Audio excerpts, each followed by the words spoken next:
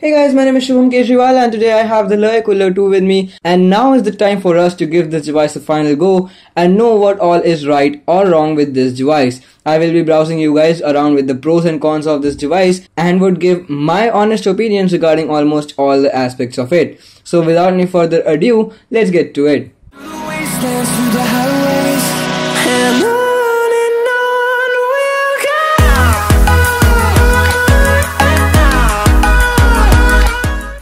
First thing which you see about a device when you are planning to buy it is of course the design. So let us talk about it first. The LeEco has a really good, sturdy and stylish chassis. The whole body is metallic from the back and is of pretty good quality. The camera module at the back of this device is again made in such a way that it adds another charm to the design factor. The fingerprint scanner under the camera module is made up of a special technology which uses a mirror for fingerprints, and that too adds up to the good looks of the device. The LeEco is available as of now in only one color here in India, that is rose gold, but that too looks quite nice and can be a good choice for both a male or a female buyer.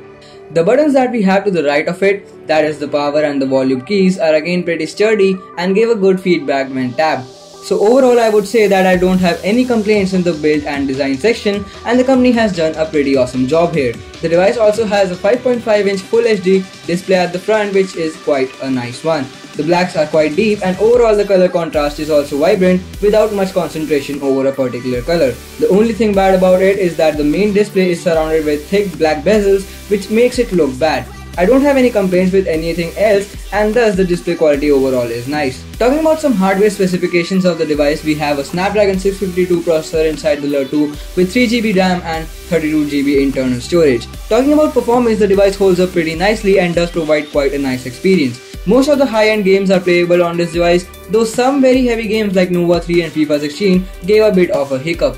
Anyways, to get a better idea, just take a look at the gaming review of the device which I already made. Everything in the performance side of this device is quite up to the mark, except for the fact that the storage is non-expandable and we get only 32GB of internal storage. Out of this, the user gets only 22-23GB at most, which is quite disappointing for me and can be a deal breaker. The camera of the device is what we are talking about now. Overall, the camera quality is about average. The photos come out to be a result of over-sharpened processing, which makes them look quite artificial. The same is the case with all the video recordings, and yeah, for me that is again a disappointment. The video recordings can also be done in 60fps slow motion, but that too isn't anything extraordinary. Anyways, it is a 16MP sensor at the back along with PDAF technology and dual tone dual LED flash. And talking about flash, though I don't capture much photos with flash, not on this phone but every phone that I have, I can tell that the limited flash images I took with this device were pretty acceptable. The front-facing camera of this device is quite good and processes acceptable images, which tend to have a lot of details in them and have the perfect exposure compensation. Of course, I have made a dedicated camera review too, so you can take a look at it if you want to know more. The battery life of the LeEco isn't again anything massive. We have a 3000 mAh battery inside, which is definitely not anything compared to what we have on the Redmi Note 3's 4000 mAh battery. And of course, Note 3 is one of the biggest competitors of the LeEco.